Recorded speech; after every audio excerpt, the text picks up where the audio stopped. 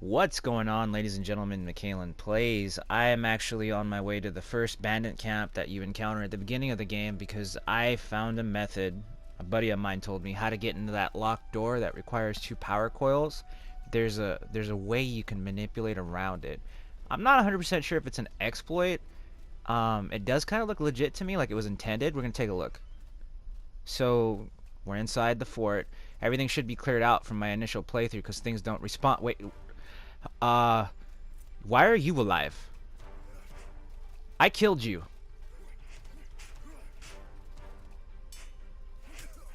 Oh, and he's being a...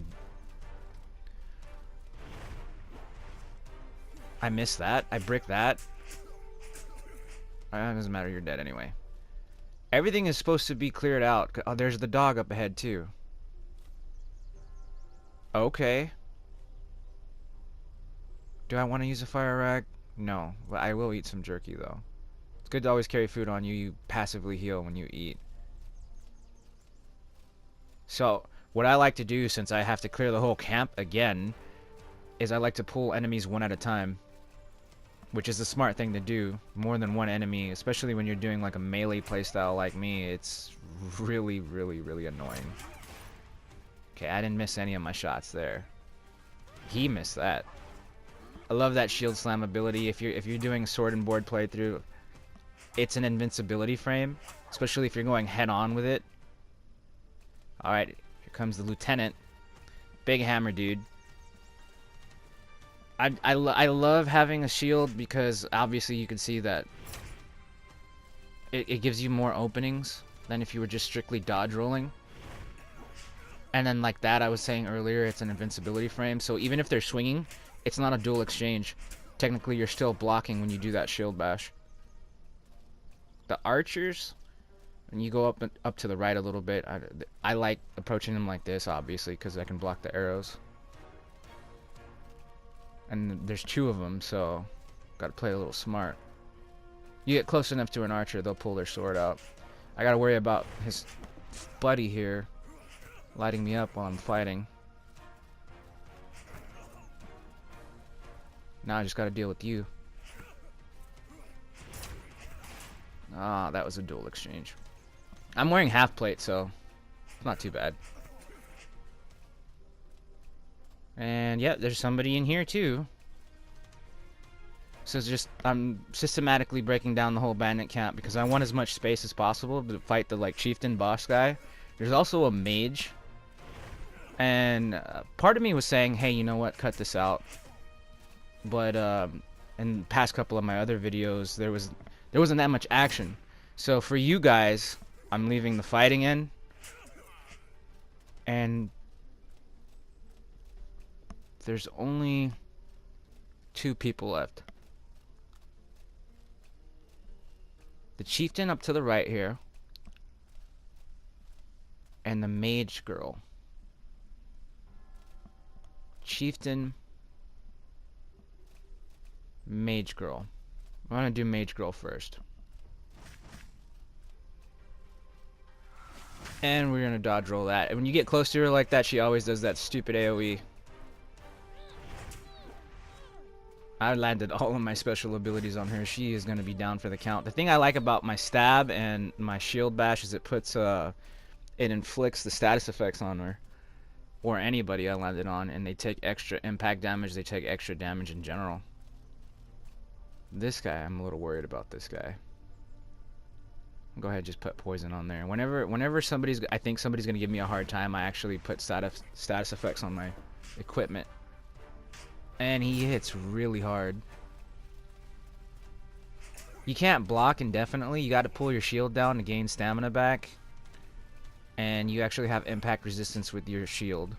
That white bar on the bottom, every time you absorb a blow with your shield, if it goes all the way to 0, it's actually going to knock you down.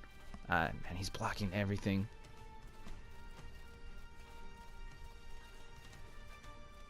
Don't be afraid to use your environment like I'm trying to. I'm trying to get him to get stuck on that little wooden pole there or behind his own table.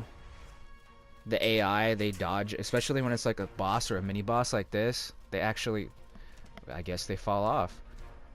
Great pathing. But no, yeah, they dodge roll more. They're more attentive with their blocking.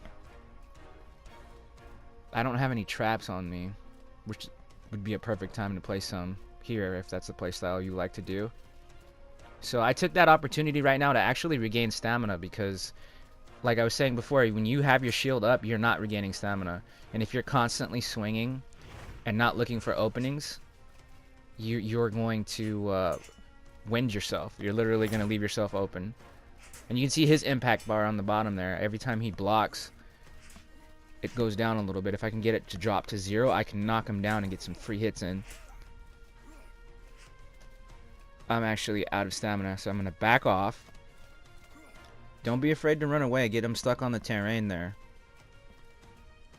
So regain some stamina. Normally I would eat something that had like, stamina regenerate. What the heck? Did he just... He climbed over that rock and jumped over my head. Okay, so he's actually going all the way around. He went under the stairs, so I'm going to take this time to put on some fire. The poison rag didn't really do that much. Maybe he don't like fire? Nobody likes fire. Especially humanoids. Some enemies take extra damage if you can find their weakness. Oh, I landed that shield slam. Oh, nope. He does not like fire. Normally fire is supposed to catch your enemy. I don't know if this is a bug, but he's supposed to be slowly burning. And he's not. So I don't know if that's a bug fix that needs to come. This place isn't even supposed to be respawn. I have not left the region. You can get mobs to respawn if you leave regions, but I haven't left the region on my playthrough yet. So once he's dead, I'm immediately going to show you that building. That was a dual exchange. And he's down. Alright. I'm going to regain stam. That's the building right there. We're going to go ahead and zip around the back. You come around the back, you go to the boulder here. It's hard to miss. There's moss covered all over it, and it's the top left corner of the whole camp when you walk in, depending on where you walk in from. And you're going to just want to dodge roll right on the roof. And you're going to talk to quote unquote this NPC, which is the pipe. I guess what it was intended that's the power line, and you kick it. Only hit triangle once. It's not even going to give you feedback. You're not going to get any haptic feedback. It's not going to tell you, oh, you activated something. I think it should, but it doesn't. Click it only once, and you can see the door is open. Where the 2 power coils, I didn't even need it.